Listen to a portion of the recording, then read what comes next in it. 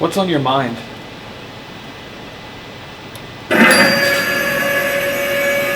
Feast your eyes on my brain.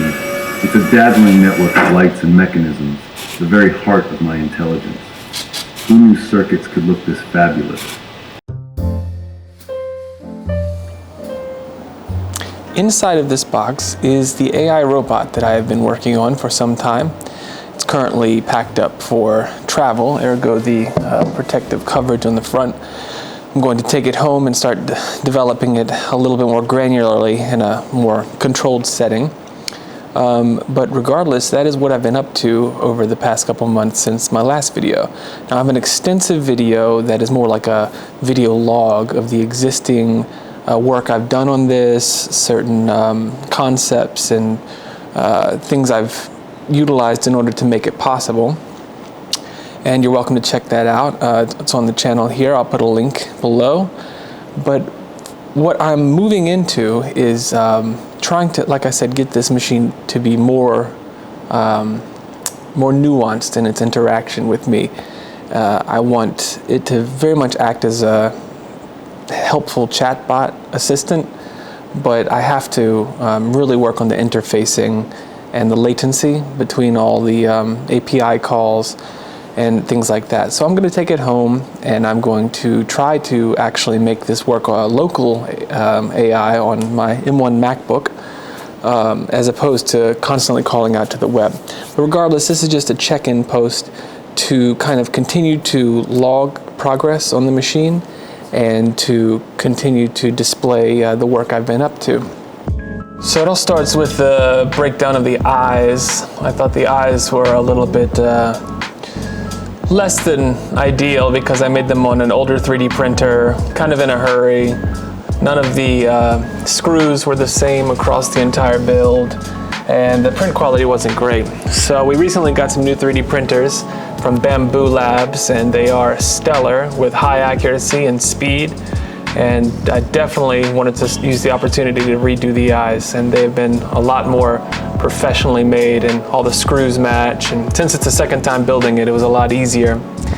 I utilized the existing model of a face mask I found on Thingiverse and chopped and screwed it to where it suited my build, cut the eye holes for the robotic eyes we had made, and then set to 3D printing it. There's also a little shelf for 2 servo motors which activate the eyebrows, and a hole for a Nixie tube. Here's what the finished product looks like with 2 eyebrows. You can see the little wooden shelf there I was prototyping the eyebrows with, 2 servo motors. So after the face was done, I was looking at it and felt like it needed a top side of its head. And I thought, why not make it interesting and give it a brain? And why not make it more interesting than that and make it a motorized brain that can be revealed on a voice command? So that took a little bit of time, but it was probably one of the most fun parts of the build because it was extremely, I don't know, just really rough and tumble engineering on trying to make things work. There is a stepper motor that is ran by an Arduino with a 3D printed module that can turn the rotational motion into linear. And then that linear motion is then transferred into a lever, which is then activated against a sliding mechanism, which then raises the forehead to reveal the brain. I decided to move the Nixie tube from the neural cortex area and put it right in the center of the forehead with the ohm symbol as the resting state for the device. I just thought that looked rather interesting, and you know, the meditative word Om came to mind, so I thought that was suitable for this kind of robot in the way that it looked. And then of course when it goes about thinking, the symbols change quite rapidly to make it look like some processing is going on.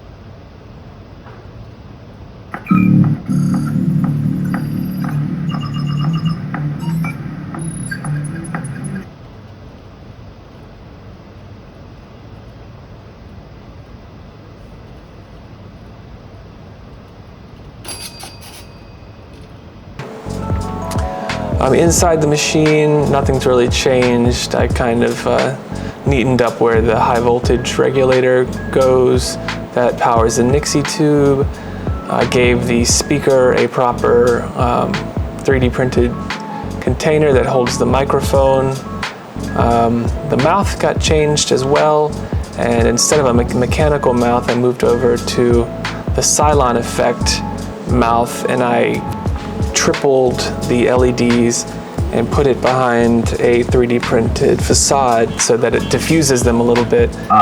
Embarking on a literary journey, are we? Picture this. One brisk autumn day, I wandered into the woods, eager to escape the clamor of civilization. The air was crisp, the leaves were in their vibrant farewell dance, and for a moment, I was convinced that nature held the secrets of the universe in her gentle sway. And that is how the mouth functions. Then we look around back, and again, nothing's really changed. There's one more added Arduino because of the brain function, and I didn't want anything to get interrupted on the other Arduinos because they're already quite sensitive with non-blocking code. And so the top left Arduino is now the Arduino that controls the brain function.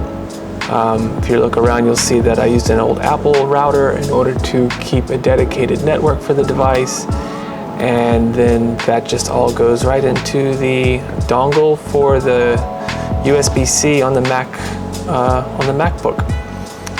The only two connections that come out of the entire box are Ethernet for a faster connection to the internet, and the serial devices so that the MacBook can control them through the Python code. The coding on this was extensive, and I don't think I'll be making a video about the coding, but I will put a link to my GitHub where you can review the code that has occurred. The only thing that might be a little bit behind the scenes that the code might not make clear is the fact that I had to create symlinks on the MacBook to point to the serial devices, and that was a whole fiasco. But ultimately I was able to find 4 distinguishing characteristics in the I/O register output from the MacBook that was able to attribute to the hardware exactly, and that was able to create successful symlinks every time the Mac reboots. It does this via the automator on Mac, and that way, no matter if the machine shuts down or if the MacBook loses power, every time reboot occurs, this automatic script runs, which assures that all the serial devices are attributed to the correct functions on the robot. And so that's it. That's pretty much where we're at on the AI robot. It's been really fun to try to create it as it's kind of like half puppetry, half programming, and half Imagineering, as Disney would call it. It's very fun to work on certain robotic elements that are mostly just for creative ends and nothing more. So I really hope that you enjoyed this video, and thank you so much for your continued viewership. I hope to continue to keep videos rolling out. Life's of course, so it's important to always take things in balance, but I do want to continue to post more. Regardless, thank you so much for watching, and I'll see you in the next video.